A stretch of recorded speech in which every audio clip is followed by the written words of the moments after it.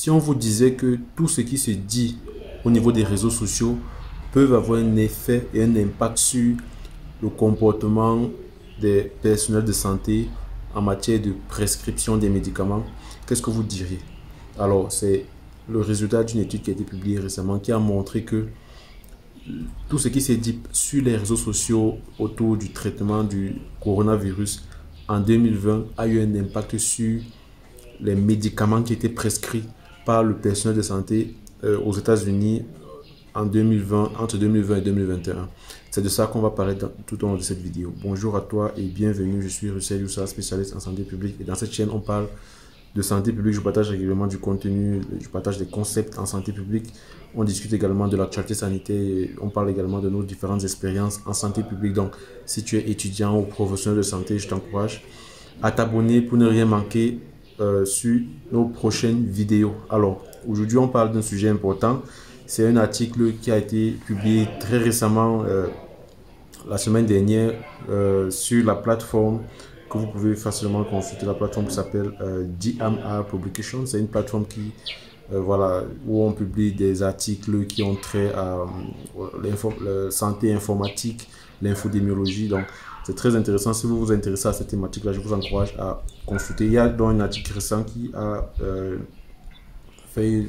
qui a publié des résultats intéressants sur l'association entre les tweets sur Twitter, voilà, pour se répéter, et le comportement, c'est-à-dire les attitudes de prescription des médicaments par les personnels de santé pendant la pandémie à coronavirus. Et l'étude a fait des démonstrations assez intéressantes qu'on va essayer de voir. Vous savez que le coronavirus a affecté beaucoup de personnes. Il y a plusieurs décès qui ont été signalés aux États-Unis. Par exemple, on parle de 201 061 décès juste aux États-Unis, et des millions d'infections, plus de 100 millions de personnes infectées. Et il y a eu donc beaucoup d'études qui ont été faites pour essayer de comprendre l'impact de la vaccination sur la santé. L'autre, il faisait comprendre que la vaccination n'a aucun impact sur la santé. On a fait plusieurs vidéos sur cette chaîne où on essayait d'évoquer ces différents sujets-là. Mais il y a un sujet qui est très intéressant, en plus de l'infodémiologie dont on parle généralement, c'est tout ce qui concerne tout ce qui s'est dit sur les réseaux sociaux au sujet de la maladie. Est-ce que ce qui se dit au sujet d'une maladie dans les réseaux sociaux peut avoir un impact sur le personnel soignant, en matière de est-ce qu'ils vont prescrire un médicament ou pas? Et on ne sait pas, personnellement je ne m'étais jamais interrogé sur cette problématique qui est assez pertinente, c'est-à-dire que tout ce qui peut se dire autour d'un sujet, autour de la maladie, peut affecter même le personnel soignant en matière de prescription des médicaments. Alors, de quoi est-ce qu'il est question pour être plus précis? Donc, cette étude, c'est une étude qui a émis l'hypothèse de savoir que les circonstances de la pandémie du coronavirus, c'est-à-dire le manque de médecine, de recommandations claires par rapport au traitement de la maladie. On savait en 2020, on n'avait pas encore exactement des informations claires et scientifiques par rapport à comment est-ce qu'on fait pour traiter la maladie. Le système de santé qui était surchargé, également les professionnels de santé qui étaient absolument surchargés. Est-ce que ces différentes circonstances de la pandémie à coronavirus peuvent avoir amplifié le potentiel des réseaux sociaux, des médias sociaux, d'influencer les soins des patients qui étaient atteints de coronavirus? Ça, c'est la problématique que cette étude a posée. Et pour explorer cette hypothèse-là, l'étude a essayé de déterminer si on peut trouver une association temporelle, c'est-à-dire entre 2020 et 2021, sur les différentes mentions de hydroxychloroquine sur Twitter et le sentiment de ces différentes mentions-là par rapport à l'utilisation quotidienne du médicament sur les réseaux sociaux. Alors, ce qui a été fait, c'est qu'il y a une méthodologie claire qui a été utilisée. Déjà, les données des réseaux sociaux qui ont été utilisées, c'est les données des médias sociaux collectées avant le changement du nom de Twitter en X, de sorte que pendant le travail qui a été fait, le travail de rédaction qui a été fait, on appelle Twitter X, et les publications sont désignées par tweet. Il y a donc un agrégateur commercial de médias sociaux qui s'appelle Brandwatch, qui a été utilisé pour collecter les données sur Twitter et qui a fait également l'analyse des sentiments. Brandwatch, c'est un partenaire officiel de Twitter qui permet d'avoir un meilleur accès aux informations, aux données sur Twitter, et qui permet également de donner une précision sur ce qu'on appelle l'analyse du sentiment, le sentiment analysis, et la précision de l'analyse des sentiments sur la précision du sentiment d'analyse sur Brandwatch est d'environ 75%, ce qui est bien comparable à celle d'autres outils d'analyse. Et tout à l'heure, on va essayer de voir comment est-ce que cela a été fait. Et c'est très intéressant cette outil-là. Je peux vous le mettre. Je peux vous le mettre là. Je peux vous le mettre là. Vous voyez, c'est un outil qui permet de donner la précision en matière d'analyse de sentiments d'environ 75%, qui est vraiment comparable à d'autres outils d'analyse de sentiments et qui est beaucoup plus précis. Donc, dans cet outil-là, il y a une requête pour le médicament qu'on appelle hydroxychloroquine et plaquenil qui a été ajoutée, et la plage de date a été fixée du 30 novembre 2019 au 29 janvier 2021. Donc, on voulait avoir les informations par rapport à cette différente période entre 30 novembre 2019 et 29 janvier 2021. On voit bien, c'est une étude rétrospective qui a été menée.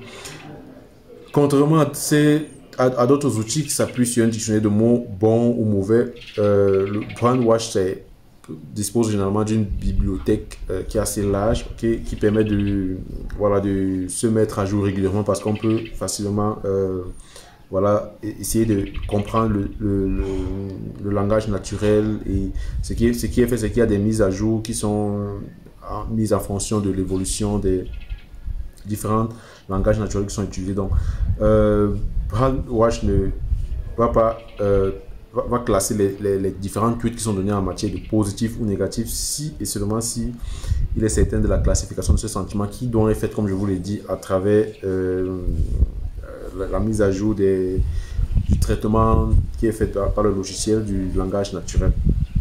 Donc, si le sentiment en question ne peut pas être déterminé avec précision, les tweets peuvent être classés comme neutres, c'est-à-dire on va mettre positif, négatif ou alors neutre. Et si on met un tweet comme neutre, c'est-à-dire qu'on ne pourra pas savoir s'il est positif ou négatif, mais le logiciel ne le considère pas en fonction des informations qu'il a reçues sur le site, si le tweet en question est positif ou négatif. Donc, il y a donc un fichier CSV qui a été généré pour déterminer déjà le premier élément, les premières variables qu'on appelle les données sur les médias sociaux. Alors, maintenant, la deuxième variable, rappelez-vous, cette étude essayait de voir s'il existe une association entre ce qui est dit sur les médias sociaux et le comportement en matière de prescription des médicaments. Donc, on a vu déjà comment est-ce que cela a été vu sur les données des médias sociaux. Maintenant, comment est-ce que les variables ont été collectées en ce qui concerne la prescription? Alors, l'étude nous dit que les données sur les médicaments ont été obtenues auprès de la National Covid Cohort Collaborative, N3C. C'est une collection nationale de 48 hôpitaux et partenaires qui comptent plus de 4,8 millions de patients. Donc, toutes ces données ont été collectées pour vous montrer à quel point est-ce que c'était absolument large. Et cette cohorte-là, donc de la National Covid Cohort Collaborative, a été composée de patients diagnostiqués avec la COVID-19 par PCR, polymérase chain reaction, et d'un groupe de témoins de patients sans COVID apparus par âge, sexe et race dans un rapport.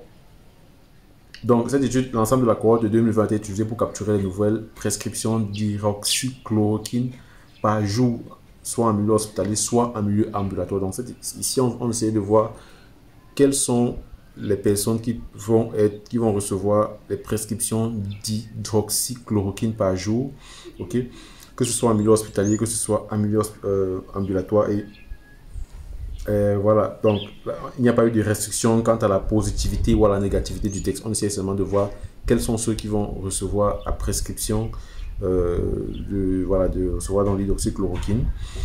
Et on récoltait toutes ces informations-là. Alors,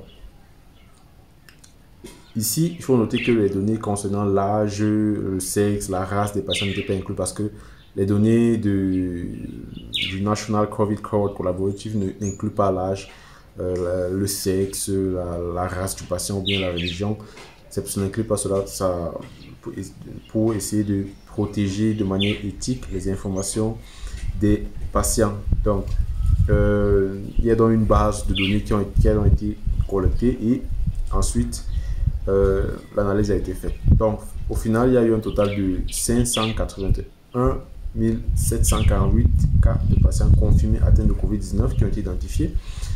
Et le nombre médian, nous révèle l'étude, était de 1318, car une réinfection a été documentée pendant la période de cette étude. Comme vous pouvez le voir sur l'article qui a été publié.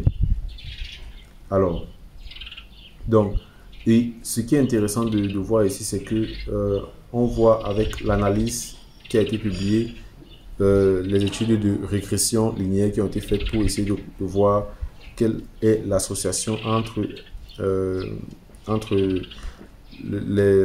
la publication et le sentiment, l'analyse du sentiment sur les réseaux sociaux et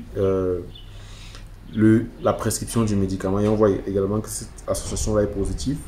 Donc, je vous invite que la vidéo ne prenne pas assez de temps à aller regarder les résultats qui ont été publiés et de voir comment est-ce que les résultats sont absolument très intéressants. On voit là, par exemple, que on a, je vous le donne rapidement, un résultat là. On parle par exemple du pic qui est arrivé en avril 2020 avec 3411 prescriptions. Okay, une augmentation de 397%. Okay.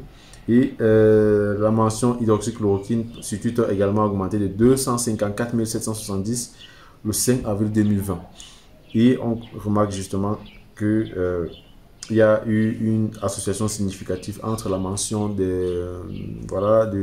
tweet et le nombre de prescriptions d'hydroxychloroquine après les analyses de régression linéaire qui ont été menées. Donc, la recommandation là, c'est qu'il faudrait absolument être beaucoup plus vigilant au sujet de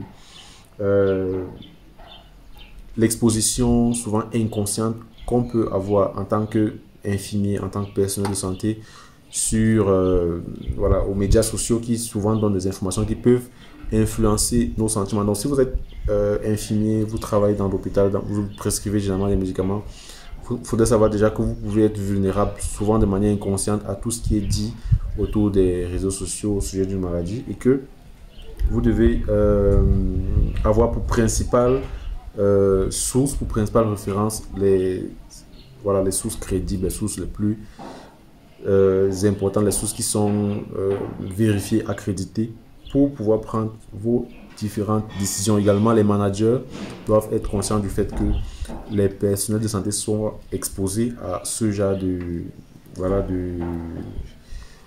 d'environnement informationnel, si on peut appeler comme ça, l'écosystème de l'information, et prendre les mesures appropriées pour s'assurer que on puisse limiter cet impact-là.